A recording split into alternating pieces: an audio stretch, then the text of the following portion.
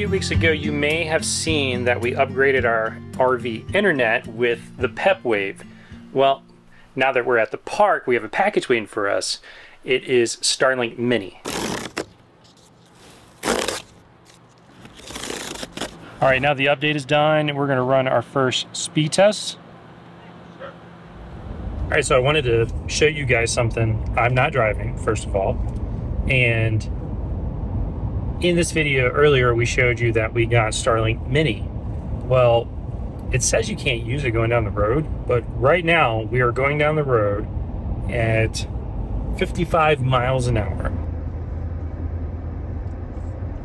And Starlink Mini is sitting up in the front dash, and I wanted to show you guys we have 0 cell service. And let's run a speed test on Dishy here.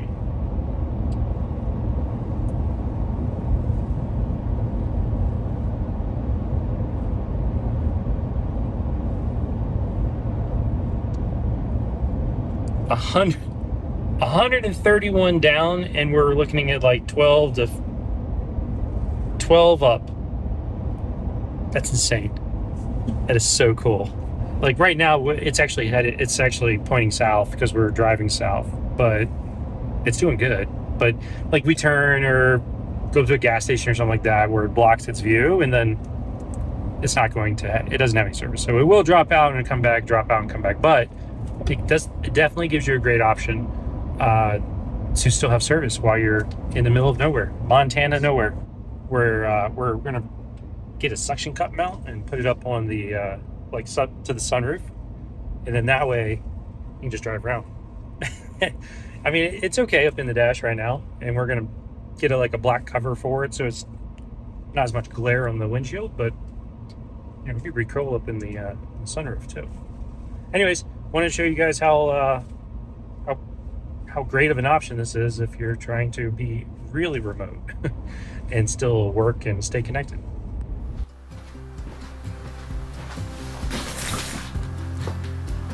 Look what I got. Okay, so huge thank you to Blue Yeti for sending us this new generator, battery generator, inverter. And so we're gonna put this thing to the test. We're gonna see. It has about the capacity of about half of one of our batteries, so equivalent to about 200 amp hours. So we're gonna see if this thing can help run our RV. Now, what's really cool about this is the brand new Elite 200 V2 portable power station. It looks like we have the power cord to charge it up, and we have an adapter for solar.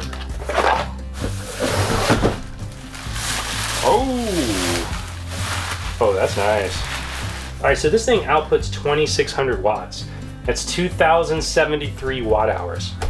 For reference, our batteries, each battery is a little over 5,000 watt hours, so almost half of one of our batteries. You've got AC output here, 120 volt or 2,600 watts, and that's 20 amps max out of each port. You have your DC input here, so this is where you would plug your solar panels in, and then you have USB, so DC output directly to USB-C, USB-A, USB-C going up to 100 watts, USB-A going up to 15 watts. Let's turn this thing on. Nice. And so it has a digital display here of DC input, DC output, AC input, AC output. It's already at 100%. All right, let's start off with something that takes a lot of power to run. Let's make a cup of coffee. All right, right now it's outputting a little over 1,000 watts. There you go. Cup of coffee, didn't touch my batteries.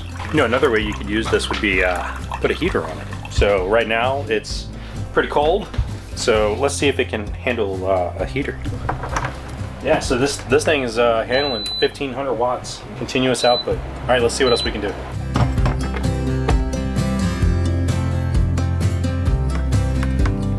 Let's talk about the dimensions of this thing. First of all, it's not much bigger than my coffee pot.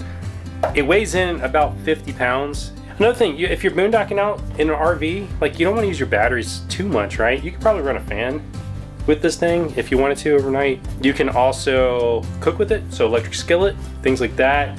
Just save your batteries that's in your RV and just use that thing. Especially if you have kids, let them charge all the devices. right from that. Definitely check it out. I will have the links in the description below.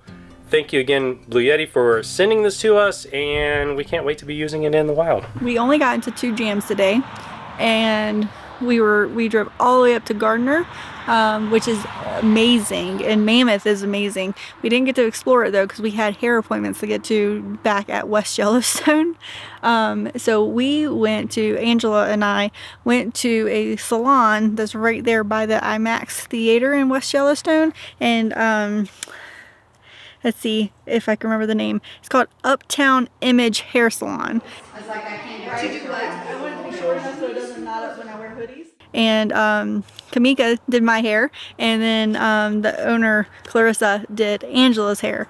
And they did an amazing job. So if y'all are in West Yellowstone and you need someone to do your hair, they do like Barbara style. They have a tanning bed in there. Like, they do a bunch of different things. So check them out. But for tonight, we are at the, I think this is called the Madison River, and it is amazing. It's amazing during the daytime, but at nighttime it's just pretty watching the sunset over across. So let's show you around.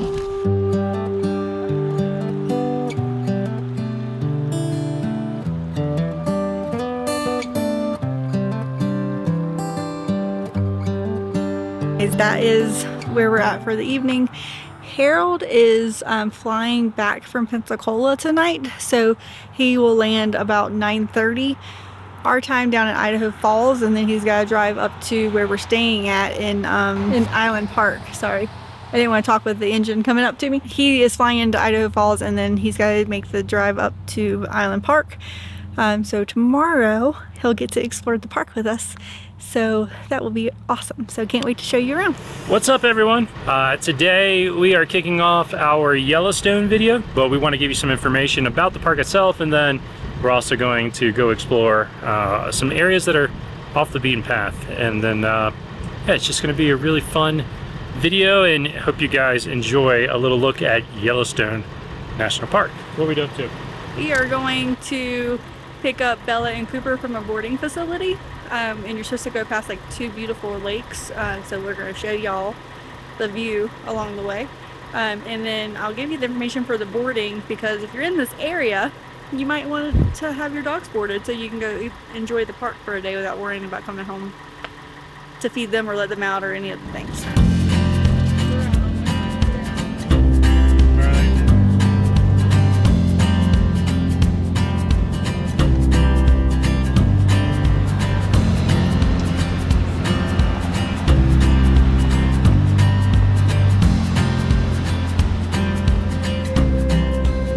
Alright, so we just learned a bunch of interesting information about this. I mean, it was absolutely horrific when it happened. Like, unfortunately, a lot of people lost their life.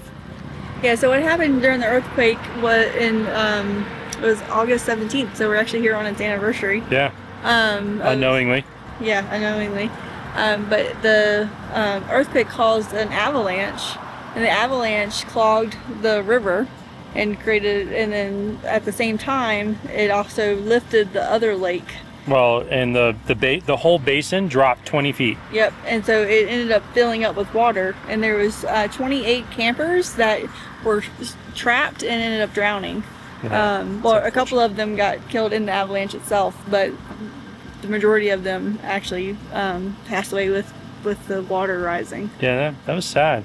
I mean, it's a very interesting geological feature now, right? But it's very sad how it formed, how it happened. Yeah. They do have a memorial here for the 28 people that passed away, and tons of information in that visitor center. So if you're in this area, make sure you check it out. Yep.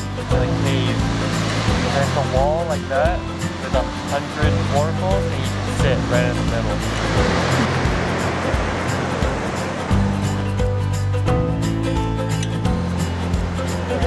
This is the amount of stone used.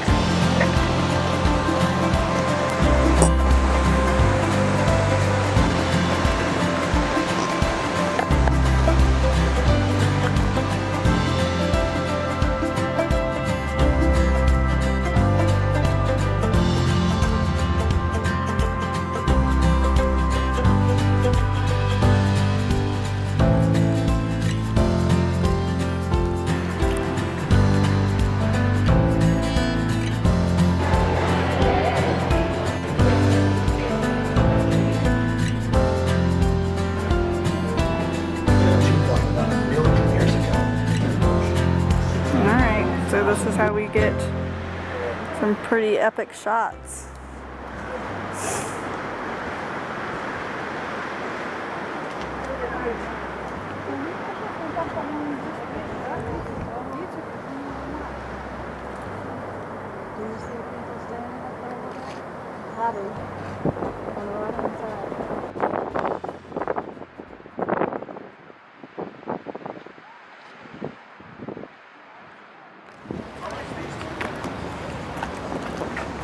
All right, love, where are we at? The Gibbon Falls. Gibbon Falls in Yellowstone National Park. Yes. So, as we were saying, the roadway right here and all this guardrail. It's not guardrail. It's stone, but they had to do it stone so that it would last through the test of time. Yeah. It's pretty awesome. It is awesome. It's so beautiful out here. Look at it. Yeah. It's just gorgeous. I love it. I love everywhere. Okay. Everywhere we go, I love it. So don't judge me. Every location, he's like, can we have a house right here? Yep. I'd have at least 460 houses by now. The problem is that you always like the national forest and you can't have a house in the national park system. So yeah, that's true. So in 1928, the daily average vehicles that traveled this 5-mile stretch of road through the canyon was 763. And then in 1996, guess how much? Don't look. 25,000. 6,689 A day. a day. It's nuts. That's your average traveled the canyon in July. That's crazy. It says the road, a rough cut road was originated in 1800s for modest traffic, but then in 1920s they had bigger, heavier, stronger roads to carry like RVs and things like that. So cool. yeah, they use solid stone to build it, and the foreman only made $8 an hour. Or, I'm sorry, per day. $8 a day. $8 a day. $8 a day to do this work. Oh, well, we get paid on YouTube. No, I don't think we get paid that.